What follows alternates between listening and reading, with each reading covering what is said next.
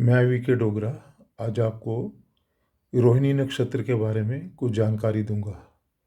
अगर चंद्रमा रोहिणी नक्षत्र में होता है तो ऐसे जातक जो है मध्यम कद के, दिखने में सुंदर, अच्छे स्वभाव के, लेकिन बड़े इमोशनल नेचर के, यानी कि तुनक मिजाज और जल्दी गुस्से में आ जाने वाले, जल्दी शांत हो जाने वाले, और जो है नुक्ताचीनी करने में बड़े तेज होते हैं लोगों की, बोलने में बड़े मीठे होते हैं लेकिन बड़े चालाक होते हैं अंदर से, और हमेशा जो है अपना लक्ष्य पूरा करते हैं। पढ़ाई में ये बहुत अच्छा करते हैं, पढ़ाई लिखाई में बहुत अच्छा करते हैं। इनका जो रोज़गार का या स्तर है, जो रोज़गार का या नौकरी वगैरह में, ये मध्यम स्तर तक ही पहुंचते हैं ज़्यादातर। बहुत ज़्यादा ऊंचाई नहीं छू पाते हैं ये, लेकिन बहुत नीचे भी नहीं रहते हैं, मध्यम श्रेणी के ही रहते हैं अपने व्यवसाय या नौकरी में। और इनको जो अधिकतर बीमारियां होती हैं वो खून संबंधी होती हैं, जैसे ब्लड प्रेशर हो गया, हाई ब्लड प्रेशर, और डायबिटीज़ हो गया, जैसे हृदय संबंधी को कोलेस्ट्रॉल बढ़ जाना, इस तरह की प्रॉब्लम इनको। खांसी जुखाम, खांसी की प्रॉब्लम काफ़ी होती है ऐसे लोगों को। चेस्ट संबंधी छोट फुट दिक्कतें आती हैं, सर्दी से बचाव रखना चाहिए ऐसे लोगों को। तो इस तरह कुल मिलाकर ओवरऑल इनकी वैसे अक्षमता कार्य करने की काफ़ी अच्छी रहती है। पढ़ाई में भी अच्छे होते हैं और फिज़िकल वर्क करने में भी काफ़ी अच्छे होते हैं ये लोग। और साज सजावट का बहुत ध्यान होता है इनको, घर की पूरी सफाई रखने वाले, साज सज्जा से संबंधित सुव्यवस्थित करने वाले होते हैं। और इनको अपने प्रोफेशन के अंदर जो है, इनको जो ज़्यादा सूट करते हैं, इनके रुचिकर जो इनके फील्ड होते हैं, उनमें एक तो है सबसे पहला जो है टीचिंग प्रोफेशन। टीचिंग प्रोफेशन इनको बड़ा अच्छा लगता है। दूसरा है फैशन संबंधी, सौंदर्य संबंधी, घरेलू वस्तुओं की खरीदारी संबंधी, इस तरह के जो इनको अच्छे लगते हैं। मनोरंजन आदि के क्षेत्र में भी इनको थोड़ा बहुत रुझान होता है। और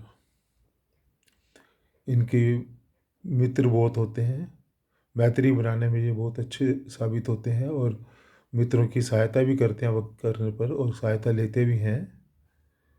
लेकिन इनको अपनी आलोचना बिल्कुल भी पसंद नहीं है। कोई इनकी थोड़ी सी भी आलोचना करे या कहीं थोड़ा सा भी अपमान महसूस करें तो ये बड़े सेंसिटिव, संवेदनशील हो जाते हैं और तुरंत से उसका जवाब देते हैं और अपने मन में रखते हैं ऐसे जातक को।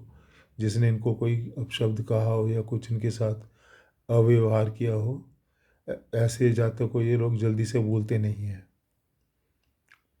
तो कुल मिलाकर इनका जो दाम्पत्य जीवन भी ठीक चलता है। अगर इनका दाम्पत्य जीवन जो है अच्छा ही चलता है, इनके संतान के विषय में भी इनकी संतान अवश्य होती है। ऐसे जातक निसंतान कभी नहीं रहते हैं, और इनकी कन्या संतानें अधिकतर ज़्यादा होती हैं। इनकी माता से ज़्यादा पटती है, पिता से कम पटती है। माता, मामा और ननिहाल वगैरह में इनकी ज़्यादा झुकाव होता है उस तरफ। पिता और पिता के रिश्तेदारों की तरह इनका झुकाव कम होता है। तो ये था कुल मिलाकर इस नक्षत्र के बारे में जनरल जानकारी। और ऐसे लोग जो है बैंकिंग वगैरह के क्षेत्र में भी, insurance, banking, public sector undertakings में भी ये काफ़ी लोग जाते हुए देखे गए हैं इन क्षेत्रों में भी।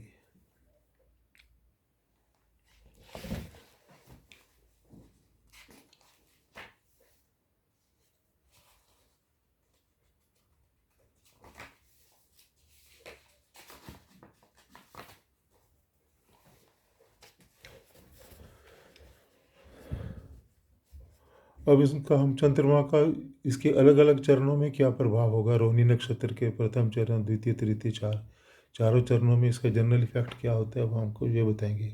अगर चंद्रमा पहले चरण में हो रोहिणी नक्षत्र के, तो ऐसा व्यक्ति जो है प्रसन्न मुद्रा वाला, मधुरभाषी, सद्गुणी तथा परिश्रमी होता है।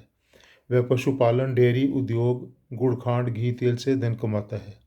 अच्छे व्यापार से उसे पर्याप्त धन लाभ होता है, परंतु कान में दर्द और दांत नाक में कष्ट रहता है। भाई बहनों की अधिकता रहती है, ऐसे जातक भाई बहन बहुत होते हैं। दूसरे चरण में अगर चंद्रमा हो रोहिणी नक्षत्र के, तो इसमें जो उसकी संगीत कला में काफ़ी रुचि हो जाती है। गाने बजाने संगीत कला में काफ़ी रुचि रखने वाला होता है। वह होटल भोजनालय अतिथि गृह आदि पर्यटक सेवाओं से धन कमाता है। उसकी शिक्षा में कुछ बाधा जरूर आती है, लेकिन घर और आंगन बार बार बदलते रहते हैं।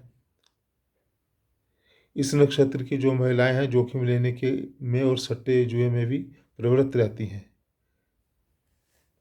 परंतु पुरुष वर्ग को पुत्र संतान व महिला वर्ग को कन्या संतान अधिक होती है। अगर किसी कोई जातक है तो उसके पुत्र को पुत्र संतान ज़्यादा होगी और उसकी पुत्री को कन्या संतान ज़्यादा होगी। अगर चंद्रमा तीसरे चरण में हो तो व्यक्ति का जीवन सुखद होता है। उसका व्यवसाय महिला वर्ग की सेवा में व्यतीत होता है। वह व्यक्ति जल व तरल पदार्थ के व्यवसाय से भी धन लाभ कर लेता है।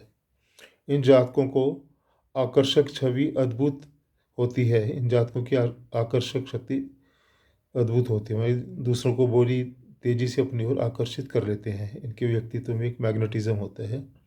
स्मरण शक्ति तथा स्थिर बुद्धि होती है। मेमोरी पावर बहुत अच्छी है, स्टेबल माइंड होता है।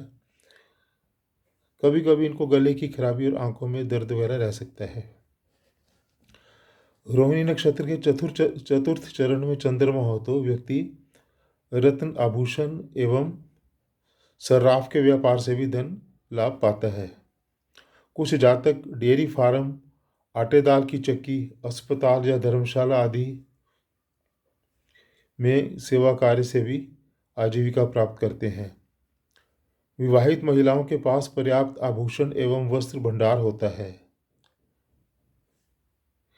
कतिपय महिलाएं उच्च कोटि के वाहन, नौकर चाकर युक्त होती हैं, परंतु उन्हें मासिक दोष, हाथ पैरों की पीड़ा और सिरदर्द की शिकायत रहती है। तो ये तो जनरल कैरेक्टरिस्टिक्स हो गई हैं चंद्रमा की चारों चरणों में रोहिणी नक्षत्र के। यहाँ पर एक बात और बतानी है कि जो चंद्रमा है यह कर्क राशि में होता है वृषभ राशि में होता है उच्च का, और ये रोहिणी नक्षत्र भी जो है इनका वृषभ राशि में ही आता है। तो वृषभ राशि में जिनका चंद्रमा हो तो ऐसा व्यक्ति बहुत ही आशावान, पॉजिटिव थिंकिंग वाला और प्रगतिशील, हमेशा आगे के भविष्य का सुनहरी तरीके से देखने वाला, तो बड़ा अच्छा माना जाता है। हंसमुख नेचर का, सबके साथ सौहार्दपूर्ण व्यवहार करने वाला होता है, क्योंकि चंद्रमा उसका उच्च का होता है।